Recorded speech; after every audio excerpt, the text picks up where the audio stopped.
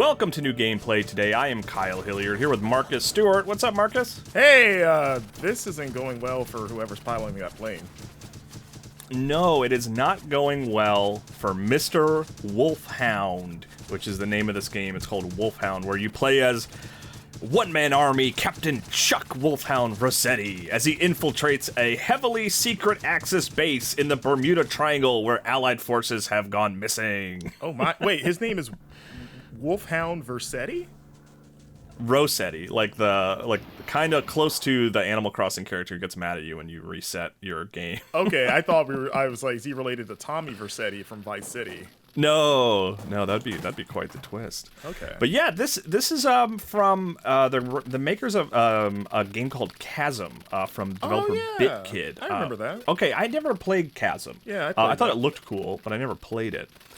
And this was a game that just came in my inbox, and they were nice enough to send along a demo, and I was kind of immediately enraptured by it. Like, I really liked what I played. I can't imagine why, Kyle. It doesn't look like anything that you would like.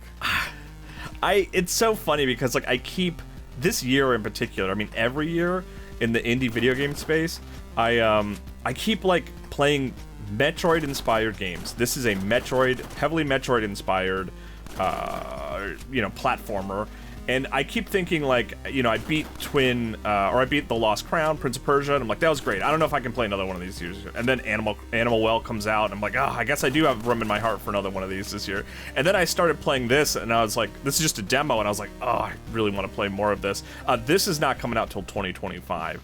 But I was like really into it because there's a couple things, right? It's like, it's a lot of familiar mechanics. It looks like an NES game, but it controls really well.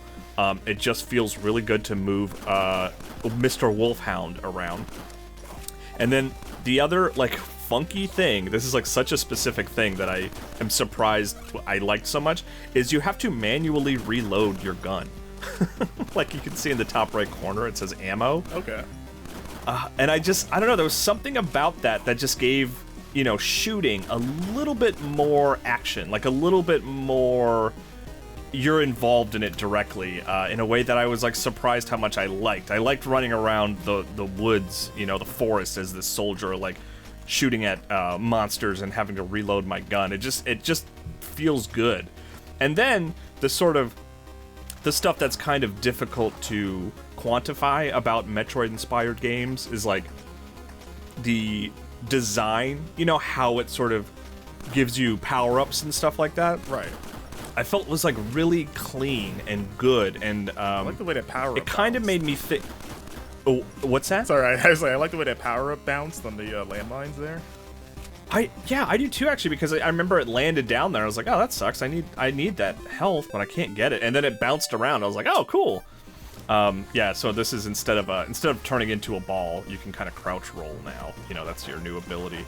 But did you play what is it called? The robot Metroid kind of, was it Gato Roboto? Yeah, I like Gato Roboto. Yeah, where it was just a really purist kind of approach to this style of game, where it's like not super long, and it just feels like the pace is quite a bit faster because you're just getting unlocks quicker and stuff like that. That's kind of what this reminds me of, in the sort of, when you look at the Metroid-inspired indie pixelated game holistically, like this felt closer to that. Okay. You know what's wild, and I was waiting for you to make this comparison, but for some reason, I don't know if this is intentional, but this game reminds me a lot visually of Metal Gear. Like the original Metal Gear. Yes. Like whether it's the NES version, like Snake's Revenge, or like proper Metal Gear, but the entire time, like, this looks like a side-scrolling Metal Gear, and I can't shake that lie. No, that is definitely, like, that was another thing I want to talk about. Like, yes, that is absolutely another thing that sort of got my attention with this game. And the funny thing is like, I love Metal Gear Solid. I would not call myself a fan of the original NES Metal Gear games. I have never played them more for maybe an hour each, right? They're just like these historically relevant things that I'm aware of. So it's not like I'm like, oh yes, I finally get to play a modern NES Metroid game, as much as I just like that universe, and this reminded me of it, and that charmed the hell out of me. Like I like that part of it too.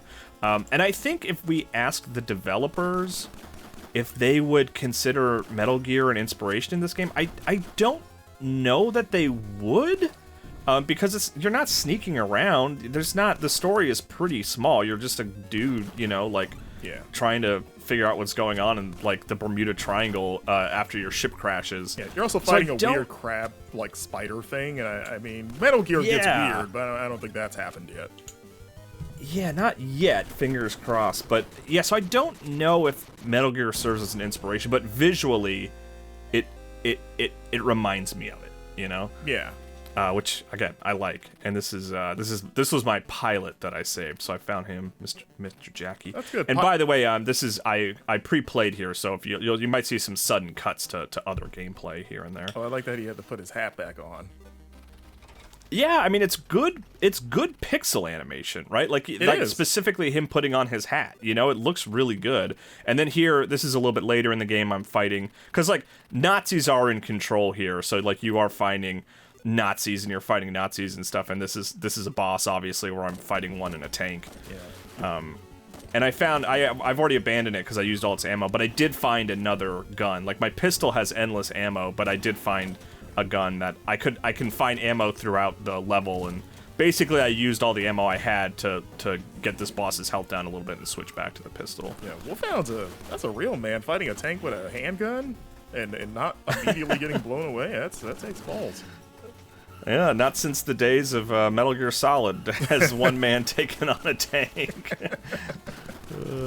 But yeah, I love the like I said, the pixel art, and that's kind of the cool thing about modern games, that you can make it look vintage, but then you can take advantage of modern technology, because there's animations and effects that just like would not work on the actual platforms that these games are inspired by. Like I think Animal Well is another good example of that.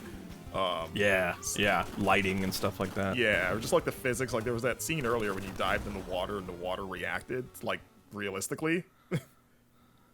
Yeah, and I think you get crazier upgrades later. I think by the time this new gameplay today will air, there will have been the game will be announced and there'll be a trailer, and there's some crazier stuff. But I kind of liked that the upgrades to this point were like, you can roll to get new places, and then this upgrade is like you can hang on ledges to like help you navigate. Like they just feel like kind of weirdly grounded upgrades, but it's cool. I like it. But yeah, it looks like later in the game, I'm sure you get like double jumps and stuff like that. For sure, which is what they teach you in boot camp. That's right.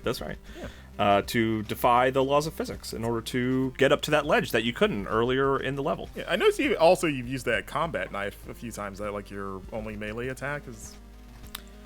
Yeah, the way that works is if you're close range, he automatically pulls it out. Oh, so it's not a button. Yeah. It's not a different button. Yeah, it just kind of does it automatically. So it is, it's like a really small risk reward thing. Like I think it does a little more damage, so you can, if you want to try to get closer, you can do that. Nice. Yeah, and there's a look at the map, which I haven't really shown off yet much, but I mean, hey, it's a Metroid map. You kind of know what to expect. Exactly. Yep, and then I found a weapon upgrade. So you can go and find these little places where you can upgrade your weapons, and the only thing I used it for was like specifically like making my pistol better, because I use it so much, so you can like make it shoot faster or make it do more damage, which is nice. It's a nice little upgrade that you get to pick, it's a hidden collectible, but then you have agency over what you do with it, which is kind of fun. Yeah, that's cool. Yeah, Metroidvanias are sort of like comfort food for me, where like I don't think I ever truly get tired of them, and I've played several this year, but like looking at this, right, I'm like already like, oh, I want to play more of this, even though I've played so many of them this year. Yeah, and I like this one so far. It's Wolfhound. As far as I know, I think it's coming to most everything, certainly PC, and it's coming next year, I believe is the plan. So, yeah, keep an eye out for Wolfhound.